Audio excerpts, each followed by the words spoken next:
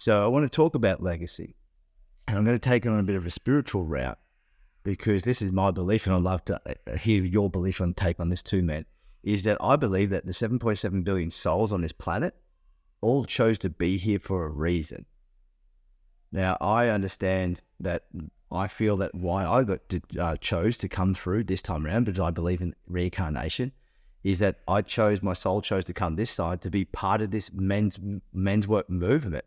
I believe that men's work is going to be a bigger movement than the feminist movement, and the feminist movement was amazing. Women needed to rise up.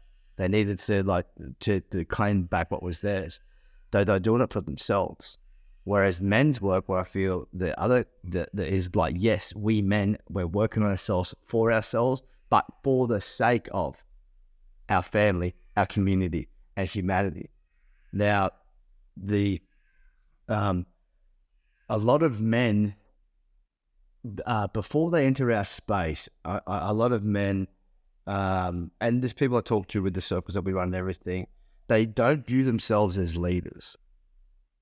And I just politely remind them that just being in this conversation, if you are listening to this podcast and it's 6 years, 10 years since we did this podcast, and you talk about listening to this podcast to your children, you are breaking the stereotypes and stigmas of what it means to be a man. How do men show up? It's comfortable to talk about our emotions and be raw and vulnerable and challenge each other and not step over each other with greed and power, that we can live simultaneously. And so I just want to really echo that feeling of, hello, sweetheart. Speaking of legacy. So for the listeners, I've got my, if you're tuning in with audio, our beautiful daughter, Ocean Mahin's just come in. She's 2 years old, and she's just having a really hard time. And while I have my daughter in my arms, it's for those that don't know, but we have 3 children, 2 boys and a girl, and I definitely realized being a father of 2 boys is like that fatherhood role of raising boys and doing men's work was really important. But then once I had this daughter, it changed the game for me. I was like, man, to really be that man that she can feel safe with. I think that's another beautiful topic around protecting the feminine and providing for the feminine. Yeah, man. So I'd love to hear you guys take Maddie and Dave around legacy, mission, purpose. I'd love to hear your take too about spirituality and what's your thoughts on reincarnation and what I mentioned about the 7.7 billion souls on this planet. Cool. I'll jump in there.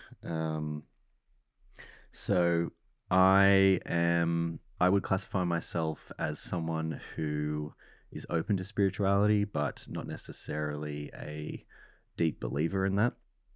There are certain things in my life that I can't explain, which one would usually denote to spirituality.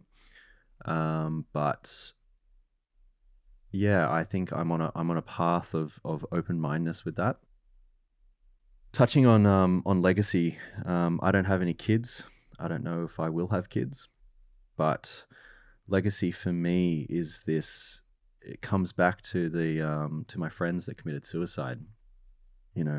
Unfortunately,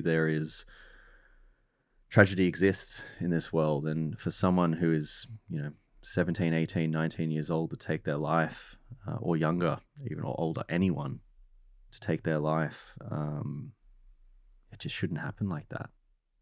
And with the work that we do, if we can stop one person from doing that, that's one more person that can smile, that can be with their family, their loved ones.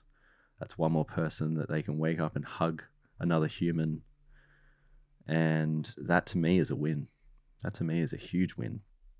And yeah, I think legacy is making this mainstream and making it okay for men to open up with one another and talk about their emotions and chip away at this toxic masculinity that plagues plagues society and doesn't really serve a purpose. At least that's my opinion. Yeah. What about you, Dave? What's your take on all that? I'm drawing a line down the page at the moment between spirituality and organized religion. And it's not to turn today into a theological debate at all, but I grew up in a household that was big on organized religion. And I realized at a young age, the spiritual questions that I had were not answered from a religious lens. And that's just a consideration I've carried through over the years. So I've seen a lot in and around the men's workspace, and we'll certainly on future episodes dive into some of this. The things that I can't explain in and around men's work, some of the characters that we've met, some of the journeys that we've been on and paths that we've walked.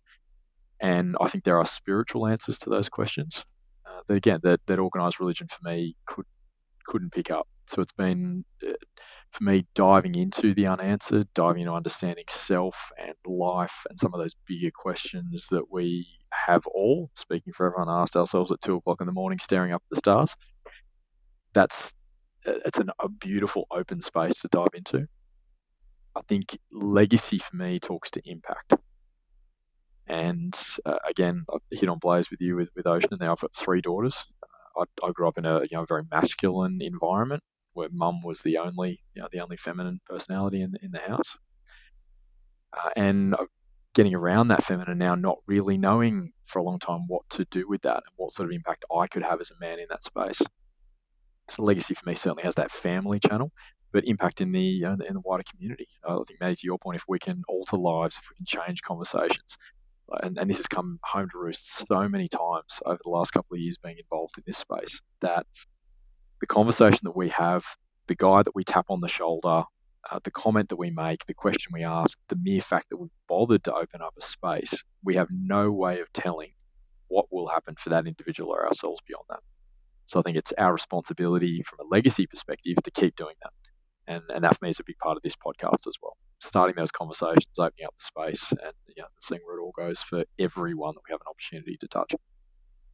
Yeah, man. And I'd just like to bounce off what you just said too, Dave, that just every conversation, we don't know how it's going to impact and the ripple that's going to have on that individual.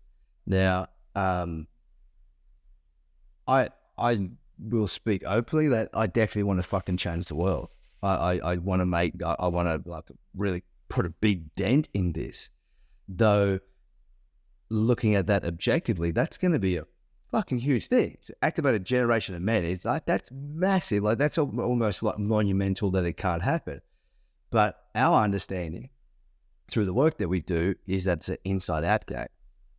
And so by changing the world, it's not about changing the external world. It's about changing the inner world, the inner dialogue for each individual. And so if 7.7 billion people could change the conversation for themselves, I think that's how we're going to change the external environment. And so, yeah, I think that's the biggest, the greatest gift that we could give these little ones, the humanity.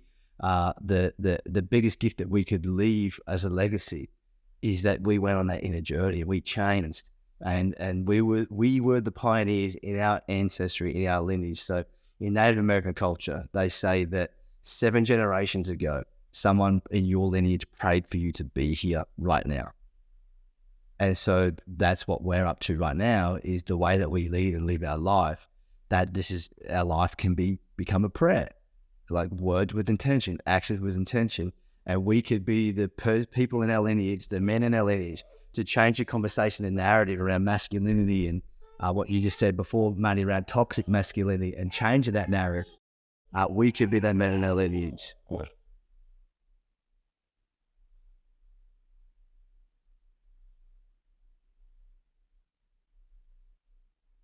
Yeah, that's really beautiful, man. And with everything that we've talked about today, and with everything we will talk about on this podcast, I'm really looking forward to digging into these topics and getting much deeper into them and exploring them with each of us and all of the beautiful guests we're going to have here as well. I'm not sure if we have already, Maddie, but I definitely in the very next episodes want to talk about toxic masculinity.